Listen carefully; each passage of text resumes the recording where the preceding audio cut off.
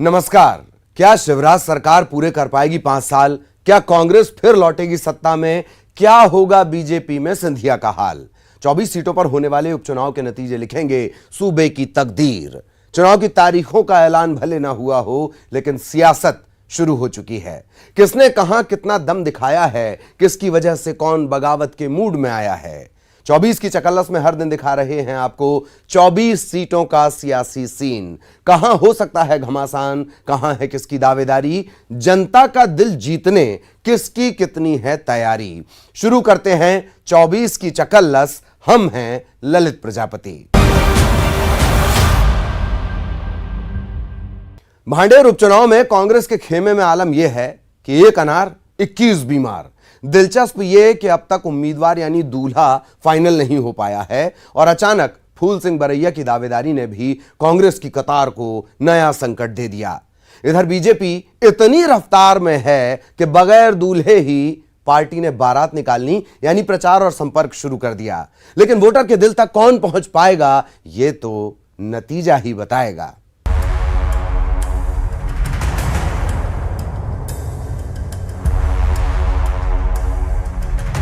Bhander seat पर कांग्रेस का हाल ऐसा हो गया है कि जैसे कोई स्वयंवर चल रहा हो। दूल्हे के दर्जनों बायोडेटा आ गए हैं, लेकिन तय ही नहीं हो पा रहा है दूल्हा कौन होगा। तो इन रहस्यों पर से भी पर्दा उठा देते हैं। दरअसल भांडेर सीट पर कांग्रेस की मुश्किल है कि उसके पास 21 दावेदारों का बायोडेटा है, लेकिन अब तक उम्मीदवार का नाम फाइनल हुआ ही नहीं है। 21 जो है वो मिल चुके हैं बायोडाटा उम्मीदवारों के लिए। उसमें कुछ वजनदार हैं, कुछ वजनदार भी नहीं है, दे दिया अपना नाम चलने के लिए। लेकिन 21 लोगों ने अभी हमारे पास दावेदारी की है और सारे लोग गंभीर हैं। आज ज्ञापन में भी हमने सुना, उसमें तो कुछ लोग आए थे उम्मीदवार। और तो और यहां पर चर्चा है कि कांग्रेस से फूल सिंह बरैया भी दावेदारी ठोक सकते हैं। चर्चा तो यह भी है कि बरैया की दावेदारी आई तो सब दावेदारों के सपने टूट जाएंगे, सबकी दावेदारी खारिज समझो। एससी के लिए आरक्षित भांडेर सीट पर जहां कांग्रेस दावेदारों में उलझी हुई है, तो इधर बीजेपी एक्शन मोड में नजर आ रही है। जहां भांडेर से पूर्व विधायक रक्षा सरोनिया निकल पड़ी हैं चुनावी प्रचार में। 2 बार प्रदेश के गृह मंत्री के साथ भांडेर में छोटी छोटी सभाएं कर चुकी हैं और कई बार ग्रामीण क्षेत्रों में दौरा भी कर चुकी हैं। बिल्कुल है, दावेदारी है, उम्मीदवारी है, यदि पार्टी आदेश करेगी तब। भारतीय जनता पार्टी में भांडेर विधानसभा से प्रमुख और प्रबल दावेदार श्रीमती रक्षा सरोनिया ही हैं। और सरोनिया जी चूँकि 2013 में वहाँ से विधायक थे, लेकिन उन्होंने कोई ऐसी अभी क्षेत्र में और पार्टी में दावेदारी व्यक्त नहीं की है। सिंधिया समर्थक रक्षा सरोनिया ने पार्टी बदली और उनके बीजेपी ज्वाइन करने के बाद उनका नाम इस सीट से फाइनल माना जा रहा है। बीजेपी के पूर्व विधायक घनश्याम पिरोनिया भी यहां से अपनी दावेदारी जता चुके हैं। लेकिन बीजेपी नेताओं का मानना है कि रक्षा सरोनिया का टिकट लगभग तय है, क्योंकि पार्टी के संसदीय बोर्ड में भी उनके टिकट पर मोहर लग चुकी है। यानी बीजेपी तो जनता के दिलो दिमाग पर असर डालने के लिए मैदान में जुट गई है और कांग्रेस का कोई अता पता ही नहीं।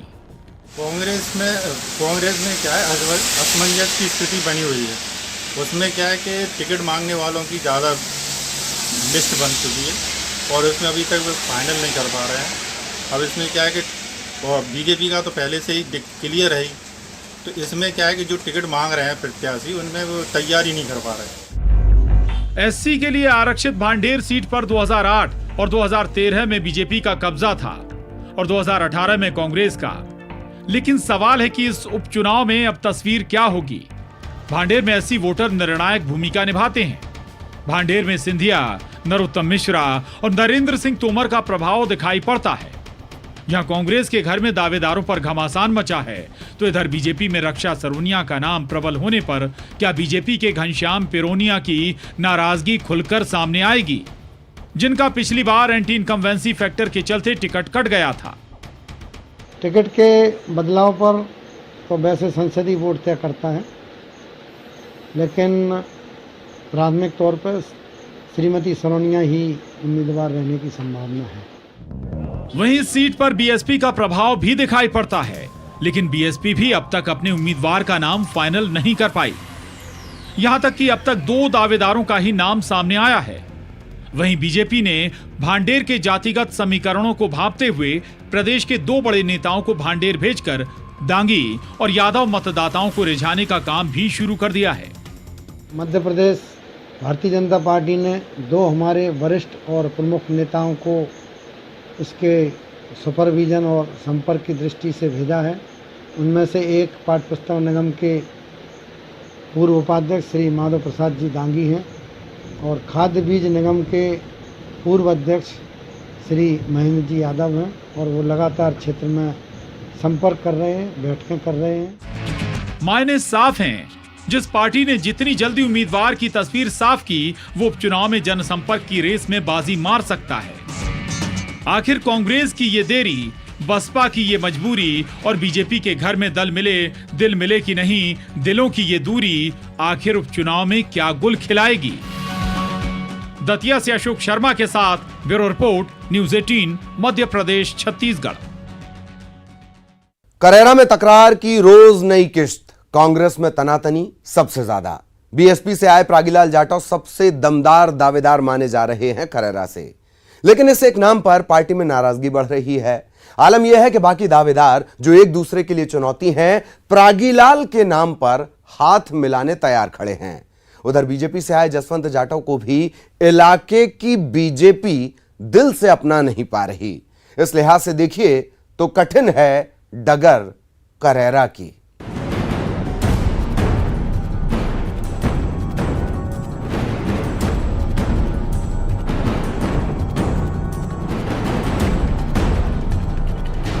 सोन चिरैया अभ्यारण्य को लेकर सियासी पार्टी कई दावे करती हैं।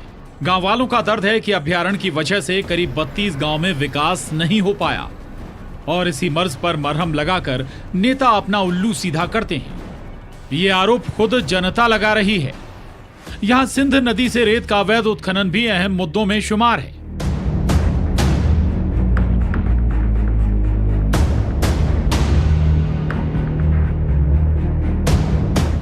शिवपुरी से महज 20 किलोमीटर दूरी पर सोन चिरैया अभ्यारण्य के नाम पर पॉलिटिक्स होती है और करेरा के चुनाव में सोन चिरैया कई नेताओं की जीत को पंख देती है। इस मुद्दे से कैसे नेता अपना नफा नुकसान तय करते हैं, इससे पहले ये जान लीजिए। करेरा विधानसभा सीट पर 2018 के विधानसभा चुनाव में वोटर की पहली पसंद बने थे कांग्रेस के जसवंत जाटव, लेकिन 15 महीने चली कमलनाथ सरकार में जसवंत जाटव इलाके का कोई विकास नहीं कर पाए। ये आरोप जनता लगा रही है। मैंने उन 15 महीनों में कई विकास कार्य की योजनाएं रखी, जैसे करेरा में सब्जी मंडी, करेरा में फूटे तालाब पर पार्क, करेरा में एक फिल्टर प्लांट पर प्लाट। आज मैंने पीडब्ल्यू से 5 रोड स्वीकृत कराए हैं। मैंने अभी विभागीय अधिकारियों से मिलकर यहाँ 9 रोड प्रधानमंत्री ग्राम सड़क योजना में स्वीकृत कराए हैं, जिनकी कुछ रोडों की टेंडर हो चुकी है और कुछ प्रगतिरत हैं।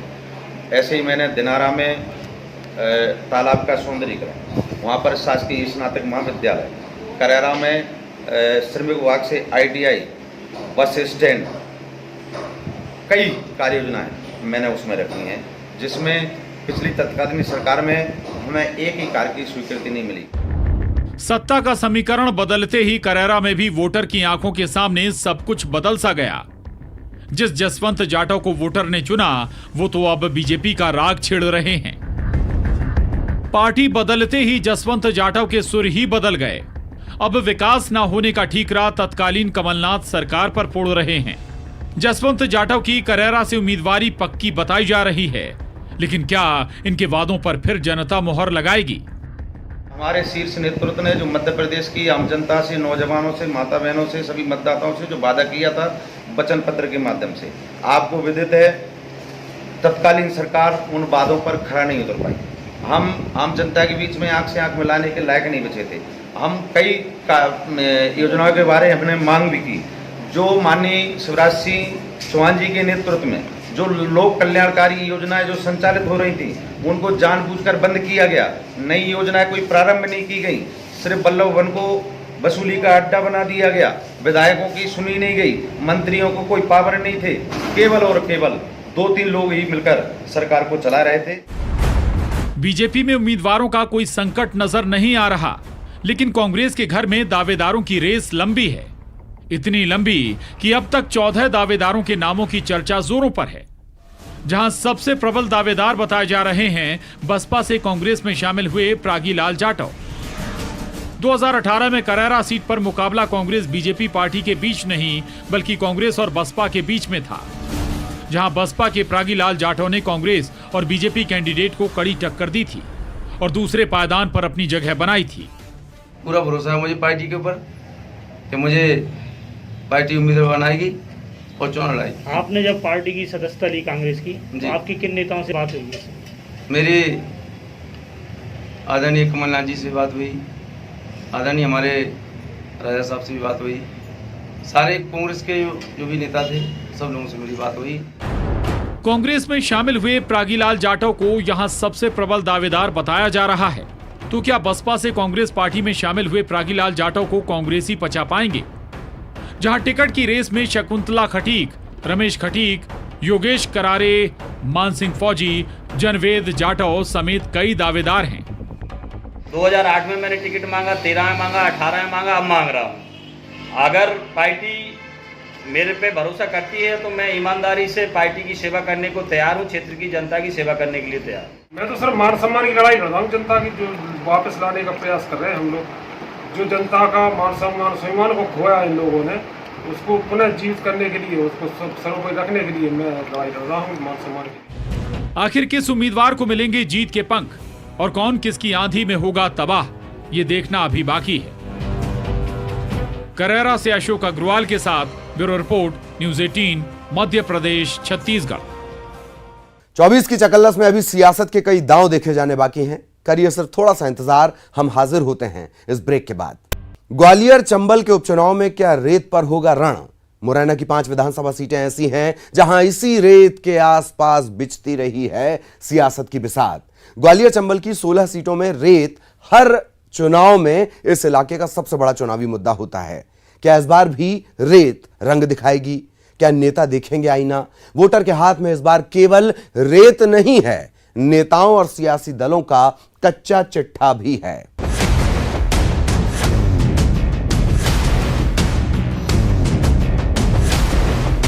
जहां रेत में ही कई सियासी राज दफन होते हैं, जहां रेत को हटाकर सियासी जमीन बनाई जाती है, जहां सफेद पोशों के काले कारनामे ऐसे ही छन छन कर बाहर आते हैं। रेत के इस गोरख धंधे पर ही नेताओं और प्रशासन के बीच सांठगांठ के आरोप लगते आए हैं। ग्वालियर चंबल का वो बेल्ट जहां नदियों का सीना छलनी करके बदस्तूर रेत माफिया अपना फन फैलाता रहता है, और इसी रेत पर शुरू होता है मुरैना का सियासी रण। रेत का मामला तो यहाँ क्या है कि राष्ट्रीय चंबल अभ्यारण्य है। राष्ट्रीय चंबल अभ्यारण्य में ये घड़ियाल हैं, इनके संरक्षण को लेकर सुप्रीम कोर्ट से भी इस पर प्रतिबंध है, और उसके लिए कलेक्टर है, एसपी है और डीएफओ है, इनका टास्क फोर्स बनाया हुआ है। मुरैना की 5 सीटों पर उपचुनाव होना है, जहां 5 सीटों पर ही चंबल नदी से अवैध रेत के उत्खनन का मामला इस बार भी उपचुनाव में गर्मा सकता है। रेत माफिया के कहर की कहानी किसी से छुपी नहीं है। इन पर नकेल कसने के लिए हर चुनाव में सियासी पार्टियां यही वादा और दावा करती हैं, रेत माफिया का सफाया होगा, लेकिन जीतने के बाद वादे और दावे। इस पर स्टे भी है उत्खनन पे, और ये प्रशासन का वो है कि प्रशासन इसको किस तरह से रोकता है। इस उपचुनाव में भी ये मुद्दा गरमाएगा, क्योंकि ये रेत नहीं, नेताओं के लिए सियासत का सोना है। इसी फहरिस्त में सबसे ताजा तस्वीर देख लीजिए, जहां बदस्तूर रेत का अवैध उत्खनन जारी है।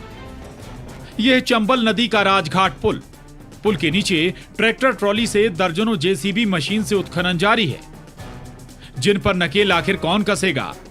सुमावली सीट से 70% रेत का अवैध उत्खनन होता है। सवाल है कि आखिर रेत माफिया पर नकेल कौन कसेगा। यहाँ तो बाहुबली का खेल और इस रेत के खेल में सुमावली से पूर्व विधायक एंदल सिंह कंसाना पर रेत के अवैध उत्खनन के आरोप लगते आए हैं, जिसे बीजेपी के पूर्व विधायक गजराज सिंह उठाते रहे हैं। कई बार यहाँ झगड़े झंझट हुए। सराय छोला तो थाना जब जयवर्धन जी जब यहाँ पुलिस अधीक्षक थे तो उनको खुद ही घेर लिया था, थाने में आग तक लगा दी गई थी। सुमावली में इसी अवैध रेत के उत्खनन पर कई बार प्रशासनिक अमलों पर हमले होते रहे, थाने में आग तक लगा दी गई। एक वीडियो जो फरवरी 2019 में खूब वायरल हुआ था, जहां सुमावली के पूर्व विधायक एंदल सिंह कंसाना पर रेत माफियाओं की पंचायत लेने का आरोप लगा था। और सब रेतवारे तुझे बैठे हैं आज, वहाँ मैं हूँ रेतवार। ये बताओ कहूँ कि मैंने 100 रुपये आज तक लेगा। इनने काके शिकायत करी मालूम है, 1 लाख रुपए चंदा करे को। अब मैं बनाए तो तुम तो बनाए थे रेतवारे और मैं बनाए जो रेत माफ। अब इसी मुद्दे पर कांग्रेस भी बीजेपी को आड़े हाथों ले रही है और बीजेपी बचाव की मुद्रा में नजर आ रही है। उन्होंने भू माफिया के खिलाफ हों, अवैध उत्खनन के खिलाफ हों, मिलावटखोरी के खिलाफ हों, ये सारी चीज़ों को लेके हम क्षेत्र में जाएंगे और निश्चित ही मुझे आशा और भरोसा है कि सुमावली की जनता ये सारी चीज़ें बात समझ चुकी है और आगे आने वाले चुनाव में ये चुनाव जनता का चुनाव होगा। चंबल घड़ियाल सेंचुरी में घड़ियालों की सुरक्षा को देखते हुए हाईकोर्ट ने 2006 में चंबल में रेत उत्खनन पर रोक लगाई थी, लेकिन फिर भी रेत माफिया अवैध रेत उत्खनन को बदस्तूर जारी रखे हुए हैं। इन पर कार्रवाई करने गए टास्क फोर्स पर हमेशा रेत माफिया का टारगेट होता है। तो क्या सियासत को मुट्ठी में करने वाली इस रेत पर नेताओं के घड़ियाली आंसू असर दिखा पाएंगे? आखिर उपचुनाव में मुरैना की 5 सीटों पर वोटर किस धारा में बहेगा?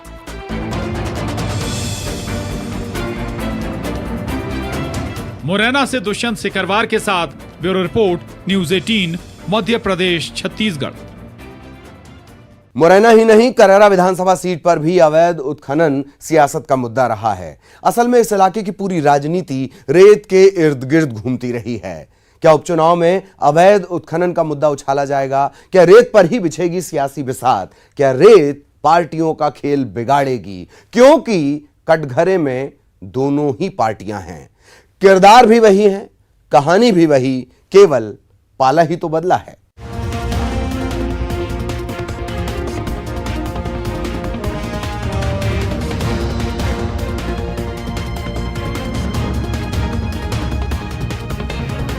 उपचुनाव से पहले करेरा विधानसभा में अवैध रेत खनन का मसला एक बार फिर गर्मा गया है।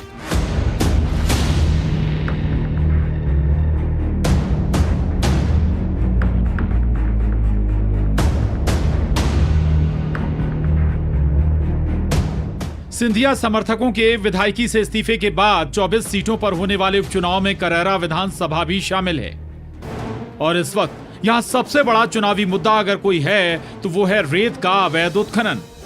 पिछली सरकार में नीलाम हुई करेरा विधानसभा क्षेत्र में आने वाली कल्याणपुर रेत खदान चालू है, लेकिन इस वैध खदान पर अवैध रेत खनन का काला खेल बड़े पैमाने पर चल रहा है। आमतौर पर कल्याणपुर खदान से हर रोज करीब 200 डंपर से ज्यादा रेत निकाली जा रही है, जबकि रॉयल्टी दिखाने के लिए दर्जन भर ट्रकों की रॉयल्टी शो कर दी जाती है। अब देखिए जरा, एक टोकन पर रेत से भरे ट्रक की निकासी कैसे हो जाती है, जिस टोकन पर किसी तरह का कोई डिटेल नहीं होता। अब सियासी पार्टियां भी इसे बड़ा चुनावी मुद्दा बनाने की फिराक में हैं। ये बात सत्य है, जो रेत खनन का अभी मामला चल रहा है बहुत जोरों से चल रहा है। जब शकुंतला खटीक जी जो पूर्व विधायक थी, उनके जमाने में इतना नहीं था, जो भी टेंडर होते थे उस हिसाब से काम चलता था। दरअसल शिवपुरी जिले की करेरा विधानसभा सीट भी उन सीटों में शामिल है जहां उपचुनाव होने हैं। करेरा से कांग्रेस विधायक रहे जसवंत जाटा और भाजपाई हो चुके हैं, उनके फिर से चुनाव लड़ने की पूरी संभावना है, लेकिन विधानसभा में हो रहा रेत का अवैध उत्खनन उनकी परेशानी बढ़ा सकता है। कांग्रेस से विधानसभा उपचुनाव में टिकट की दावेदारी कर रहे जिला पंचायत सदस्य दिनेश परिहार सीधे सरकार को निशाने पर लेते हुए रेत के अवैध खेल में भागीदार होने का आरोप लगा रहे हैं। अभी इस सरकार में जो अवैध उत्खनन यहाँ चल रहा है, ठेका कहीं है रेत कहीं से निकल रही है। हमारी पूरी करेरा विधानसभा में जगह जगह पनडुब्बी डली हुई है, जगह जगह से अवैध उत्खनन चल रहे हैं। सरकार बीजेपी की है, सो सवालों की बौछार भी बीजेपी पर होगी। सवाल बनता भी है, आखिर रेत के अवैध उत्खनन का खेल चल किसके इशारे पर रहा है? उधर चुनाव की तैयारियों में जुटे सिंधिया समर्थक और बीजेपी नेता जसवंत जाटव तक भी आंच आ पहुंची है। जसवंत जाटव रेत के अवैध खनन और उन पर लगने वाले आरोपों को सिरे से खारिज कर रहे हैं। अगर जो लोग भी आरोप मेरे ऊपर लगाते हैं वो बेबुनियाद है। मैंने हमेशा ही, जब से मैं विधानसभा के लिए निर्वाचित हुआ, मैंने हमेशा ही इसके विरुद्ध खड़ा रहा। मैंने अवैध उत्खनन को रोकने का लगातार प्रयास मैंने किया और हमने रोक करके बताया। रेत के अवैध खेल के लिए बदनाम रही करेरा विधानसभा में रेत नेताओं के खेल बनाती और बिगाड़ती रही है। यहां न केवल सियासतदानों की भूमिका संदेह के घेरे में है, बल्कि बड़े अधिकारियों की मिलीभगत से भी इनकार नहीं किया जा सकता। अब स्वाभाविक है दोनों सियासी दल उपचुनाव में रेत की बिसात पर एक दूसरे को घेरने की हर मुमकिन कोशिश करेंगे, लेकिन जनता हकीकत से भली भांति परिचित है। शिवपुरी से अशोक अग्रवाल के साथ bureau report, news 18, Madhya Pradesh, Chhattisgarh. ये थे भांडेर और करेरा के हाल। जारी रहेंगे नेताओं के कमाल। क्या जानते थे आप, रेत का होता है खेत और इसी खेत पर होते हैं सियासत के खेल। नदियों की हत्या में सब बराबर के भागीदार हैं, बाकी 24 की चकल्लस देखने वाले खूब समझदार हैं। नमस्कार।